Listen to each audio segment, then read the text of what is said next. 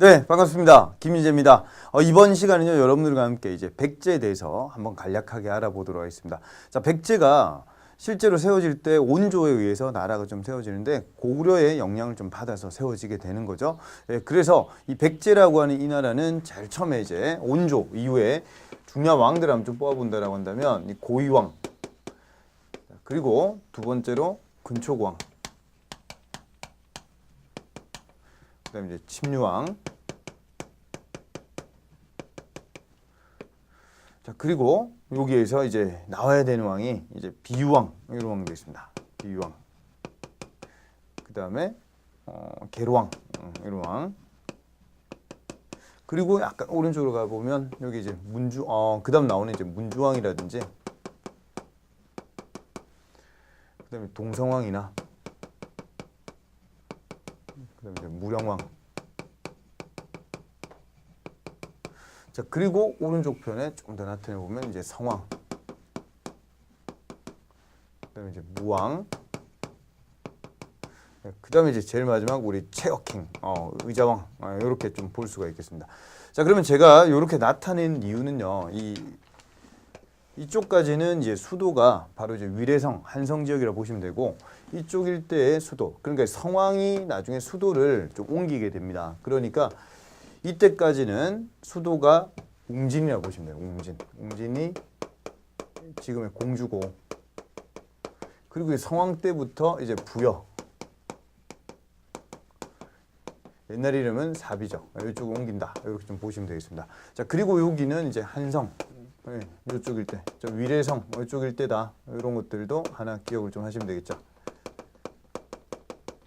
자, 그럼 여러분들이 이제 왕의 순서가 좀 잡혀야 된다라고 제가 좀 강조를 많이 드리고 싶은데, 이 고이왕 때는 나름대로 어떠한 기틀도 마련이 좀 되는 분위기고, 그 다음에 금령도 제정하면서 어떤 완성, 이런 형태까지 같이 좀 간다라고 보시면 되겠습니다.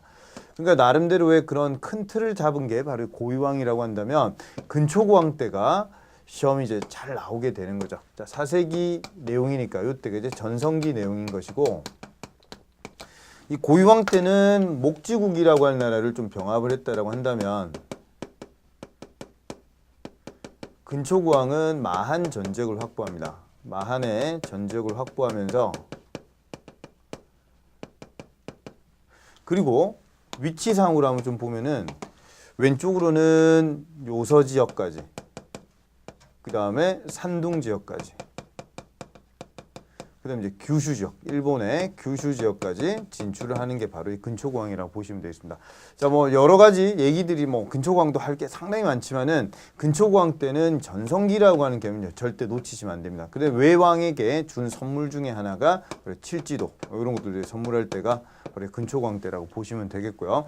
자, 그리고 한 가지 더 놓치면 안 되는 것 중에 하나가 고국원왕, 그렇죠? 고국원왕이라고 하는 고구려 왕을 결국 전사시켰다. 이런 내용을 같이 좀 봐주시면 되겠습니다. 자, 그 다음에 침류왕 같은 경우에는 이 불교 수용, 이 동진으로부터, 중국의 동진으로부터 불교를 수용한다. 이 정도 하나 기억을 좀 해주시고, 비유왕 같은 경우에는 실제로 눌지왕이라고 하는 신라 왕하고 나제 동맹을 맺게 돼요. 그래서 이때 나제 동맹 기념으로서 주는 선물이 비누 선물 세트다. 비눌, 이렇게 좀 하나 기억을 좀 해주시고, 이 나제 동맹 체결될 때가 이제 433년 요 정도 되니까 5세기 내용. 그러니까 요 때는 왕이 장수왕이었다. 고구려 같은 경우에 이런 것들도 같이 좀 기억을 좀 해주시고요. 자, 그리고 이제 계로왕이 나중에 장수왕한테 죽임을 당하게 된다라고 하는 거죠. 이런 것들도 하나 알아두시면 좋겠습니다. 그래서 그 아들 문주왕이 수도를 웅진을 옮겼다라고 하는 거죠. 그게 바로 문주왕 얘기고, 요때 이제 왕권이 약하겠죠. 결국 문주왕도 암살당해서 죽게 됩니다. 자, 그리고 이제 동성왕이 나왔는데, 동성왕은 가만히 보니까 이 나제 동맹이 좀 약화가 된다라고 하는 느낌이 좀 강해지자 결론적으로 신라의 소지왕하고 혼인 동맹을 맺어요.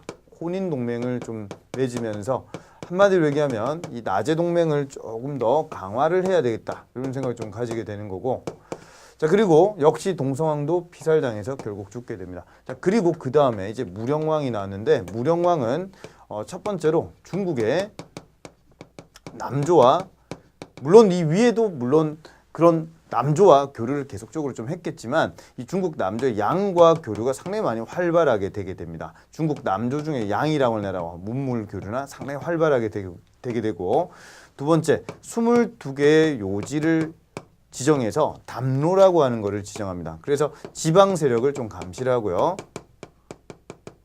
그래서 리을 이렇게 좀 기억을 좀 하나 하시면 좋겠죠.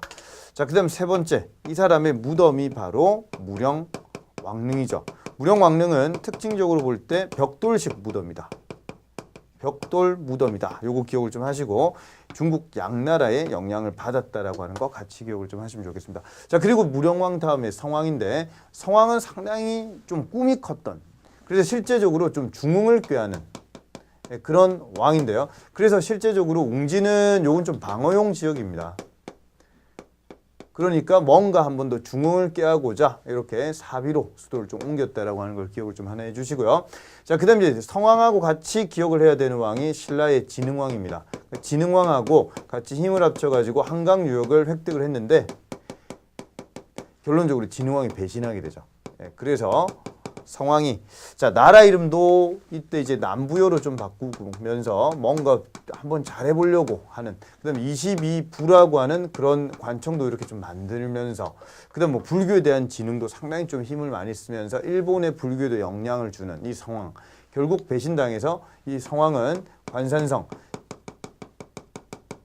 지금 치면 충청도 옥천 땅에서 결국 여기서 전사하게 됩니다. 그리고 그 다음 왕이 이제 무왕, 요 왕 우리가 하나 기억을 좀 하셔야 되는데 무왕은 원래 수도를 좀 익산으로 천도를 좀 하려고 했지만 결론적으로 이런 건 좀 실패하게 되는 것이고 무왕과 관계된 게 이런 미륵사 이런 절이 되겠습니다. 그리고 무왕의 옛날 이름이 서동이죠. 서동료 이런 이름 좀 들어보셨을 거예요. 그죠? 자, 그리고 의자왕 때 어릴 때 상당히 똘똘했지만 나중에 사치와 향락에 빠지게 되면서 결국 나라가 패망해 가게 된다. 하지만 의자왕이 젊을 때는 대야성을 비롯해 가지고 신라의 대야성을 포함해서 약 40여 개의 성, 이 성을 신라로부터 획득을 하게 되죠. 그러니까 상당히 어릴 때는 똘망똘망했는데 나중에 크면서 좀 이상하게 변해서 결국 660년에 백제가 멸망당한다는 이런 내용이 되겠습니다. 자, 여기까지 해서 백제 왕들에 대해서 한번 간략하게 정리를 좀 해봤고요. 다음에 또 이제 신라에 대해서도 한번 또 알아보도록 하겠습니다. 수고 많으셨습니다.